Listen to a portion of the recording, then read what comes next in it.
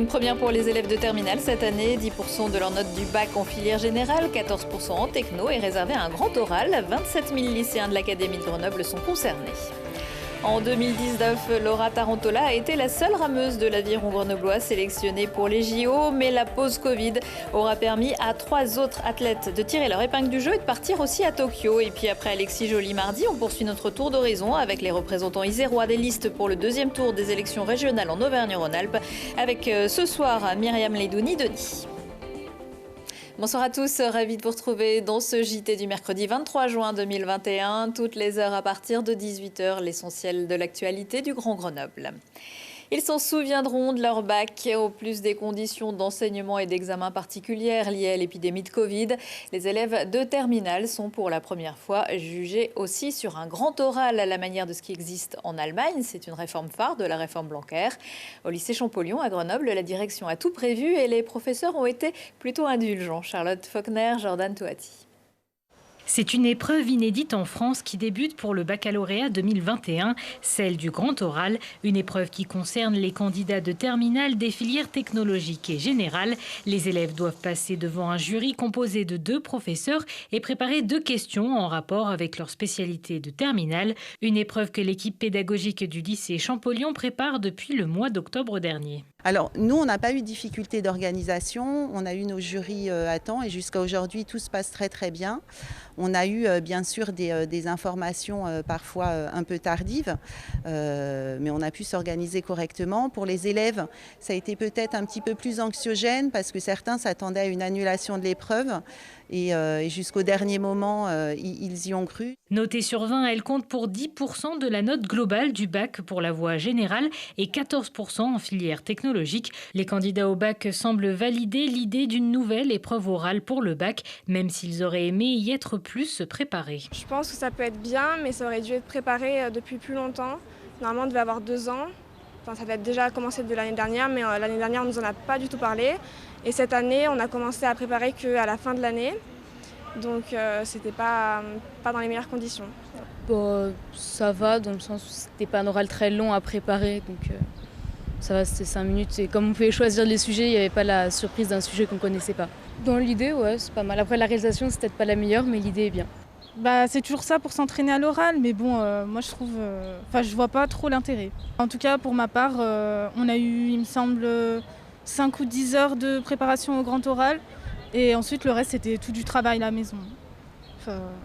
C'était un peu vite fait, quoi. Au total, 273 élèves doivent passer leur grand oral au lycée Champollion, et ce jusqu'au 30 juin prochain. Et les épreuves s'achèveront en France le 2 juillet. Les résultats du bac, ce sera pour le 6. Les jeunes qui peuvent compter sur la métropole de Grenoble et le département de l'Isère qui s'unissent pour leur donner un coup de main. Les représentantes des 2 collectivités ont signé un contrat territorial jeunesse pour travailler autour des enjeux des 12-24 ans. Ils constituent 18% de la population iséroise. Parmi les thématiques visées, la prévention spécialisée et la réussite éducative, ainsi que la prévention des conduites à risque. Depuis 2016, nous avons, le département fait un diagnostic sur la politique jeunesse départementale, mais aussi un peu plus largement. C'est une compétence partagée.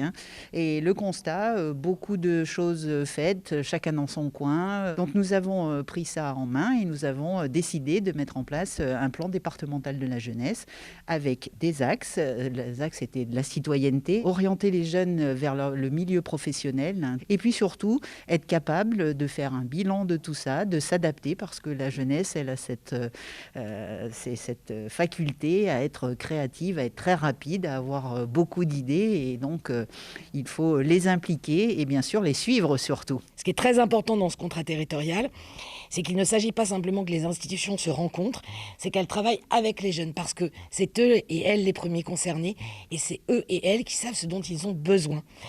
Et l'objet de cette convention, elle est d'acter ce chemin qui a été conduit déjà depuis 2018 avec un diagnostic social partagé et qui était acté par un certain nombre de travaux.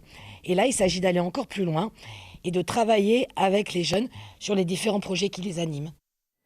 En 2020, le département a investi 124 000 € en faveur de projets jeunesse sur le territoire de l'agglomération grenobloise. C'est une autre épreuve et pas dans un grand bac qui attend les champions de l'aviron grenoblois cet été, les Jeux Olympiques de Tokyo. Ils sont 4 sélectionnés et pour tous, ce sera une première. Charlotte Faulkner. Les Grenoblois veulent faire briller la France aux prochains Jeux Olympiques de Tokyo.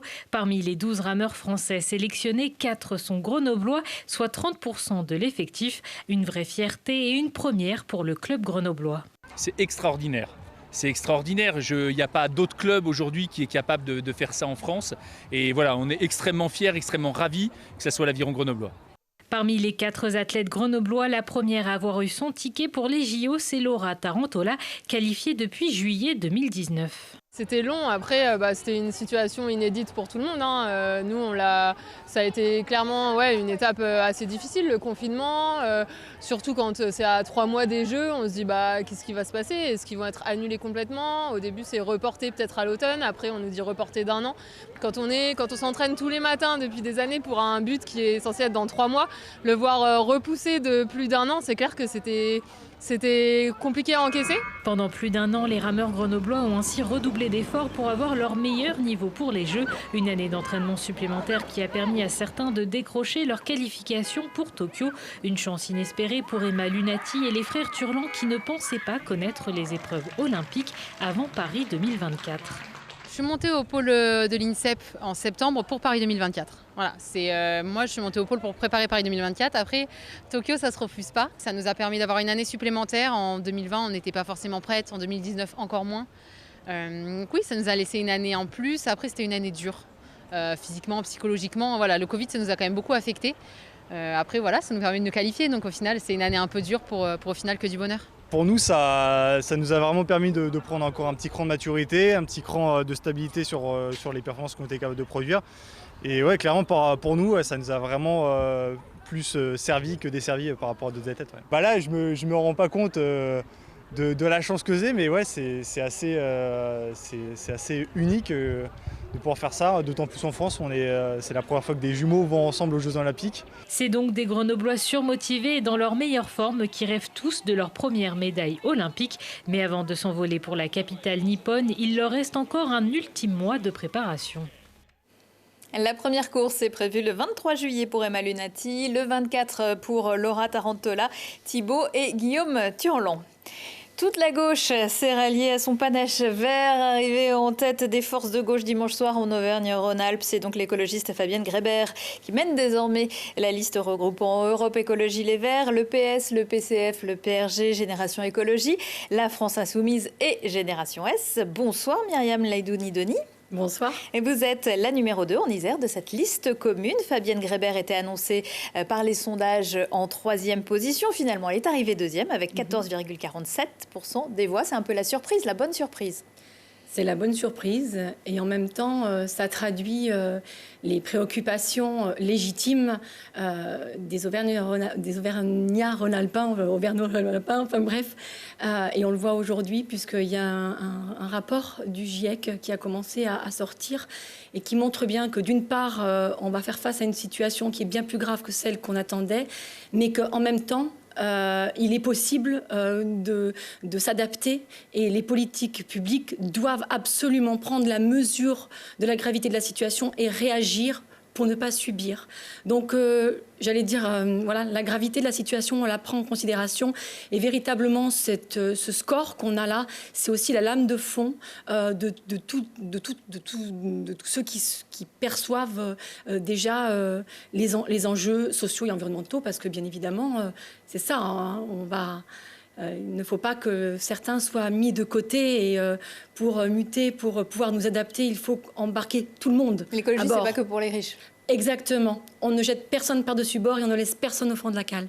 La liste de Fabienne Grébert a obtenu un très bon score en Isère avec 17,74% des voix, 34,90% pour Laurent Wauquiez, c'est un peu moins que sa moyenne régionale. Fabienne Grébert arrive même en tête à Grenoble avec un peu plus de 30% des voix. Est-ce qu'il y a eu un effet Piolle ? Il y a eu un effet, je pense, municipal. et pas qu'à Grenoble. On le voit bien puisque Grenoble s'est conforté dans le cap qui a été fixé par la municipalité, mais aussi dans d'autres municipalités, notamment Métropole de Lyon, Annecy, etc.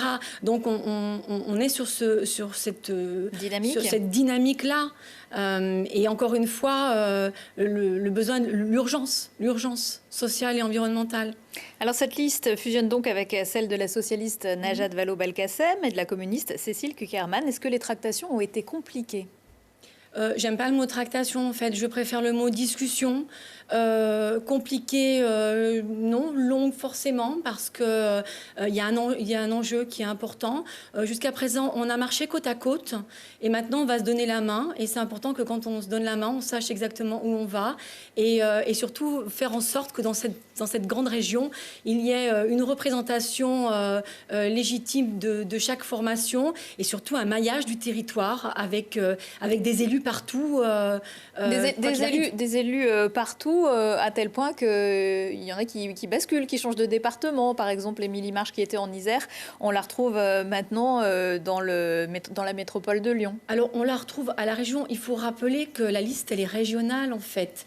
Que moi, j'ai été élue en Isère, mais que je me suis déplacée en Haute-Loire, au fin fond du Cantal, pendant ces 6 ans, parce qu'on est élu de la région. Et qu'il est important, justement, qu'on puisse faire en sorte que, à partir de lundi, eh bien, il y ait des élus écologistes et de gauche qui soient partout sur le territoire. Donc oui, c'est arithmétique, et on s'est débrouillé. Vous avez même perdu aussi votre tête de liste en Isère au profit de Pierre Jadot. Alors j'ai rien perdu en fait, parce qu'on est une équipe encore une fois, et que être deuxième ou première, j'allais dire peu importe, pourvu qu'on soit nombreux et qu'on soit partout. Et c'est bien l'intérêt général. Je sais que ce mot a été souvent galvaudé et qu'il est pas beaucoup porté par Laurent Wauquiez, qui a plutôt privilégié son intérêt particulier. C'est bien l'intérêt général qui a primé dans la façon d'ordonnancer et de concocter cette... C'est pour l'intérêt général que vous avez gommé un petit peu vos différences sur certains sujets, comme le fameux Lyon-Turin ? On n'a pas gommé, en fait. Il y a, on va dire qu'il y a 10% du programme sur lequel on ne va pas être d'accord. Mais il y a tout le reste sur lequel on est d'accord. Et pour le Lyon-Turin, par exemple... Le Lyon-Turin, on est d'accord sur une chose, c'est que c'est tout de suite qu'il faut mettre les camions sur les trains, que c'est possible de le faire tout de suite et qu'on va le faire tout de suite. Est-ce que l'objectif, dans les quelques jours qui restent, c'est de convaincre les abstentionnistes ? Je rappelle qu'ils étaient 68% pour ce premier tour. Est-ce que c'est les convaincre d'aller voter, ou c'est de convaincre ceux parmi les militants de Najat Vallaud-Belkacem qui vous trouveraient trop à gauche ? Alors, d'abord, c'est pour la démocratie, parce qu'on l'a vu, la démocratie a été piétinée par M. Wauquiez, d'où la contrainte que nous avons eue de faire des recours. Donc la première chose, c'est aller voter. Que les gens aillent voter, parce que la démocratie, l'état de droit, c'est déjà avoir une forte participation. La deuxième chose, c'est voter pour la seule liste qui est capable de faire face aux enjeux d'urgence de justice sociale et écologique. Donc c'est ça, venez voter pour la seule liste qui est capable de faire face à ça, et plus évidemment une liste qui porte des valeurs humanistes, parce qu'on le voit bien, la droite et l'extrême droite sont en face, les deux. Bonnet blanc et blanc bonnet. Il y aura un meeting jeudi soir à Grenoble à partir de 19h au Jardin de Ville en présence de Fabienne Grébert et puis des principaux candidats des listes. Merci beaucoup Myriam Ledouni-Denis. Et puis on se retrouve certainement dimanche, puisque le deuxième tour des élections régionales et départementales, les résultats et analyses, c'est bien sûr à suivre ce dimanche à partir de 20h sur Télé Grenoble. J'espère que vous connaissez bien votre région. Alors ça ne sera peut-être pas une découverte pour vous, mais voyons voir, le magazine des 4 chaînes locales d'Auvergne-Rhône-Alpes vous donne quelques idées de balade dans son prochain numéro, jeudi à 20h45. Catherine Lamanche nous emmène à la découverte des plus beaux villages de France et cités de caractère dans la région, avec un focus sur Charroux, dans l'Allier, ses petites ruelles et sa fabrique de moutarde traditionnelle. Prochain rendez-vous avec l'actu dans 1 heure et en replay sur télégrenoble.net. On se quitte en musique avec un air de Nola. Le groupe French Quarter, du nom de ce célèbre quartier de la Nouvelle-Orléans, sera en concert jeudi dans le parc du Riage pour un apéro sur l'herbe bien rythmé. Sinon, pensez à prendre votre chaise. C'est gratuit. Excellente soirée à tous.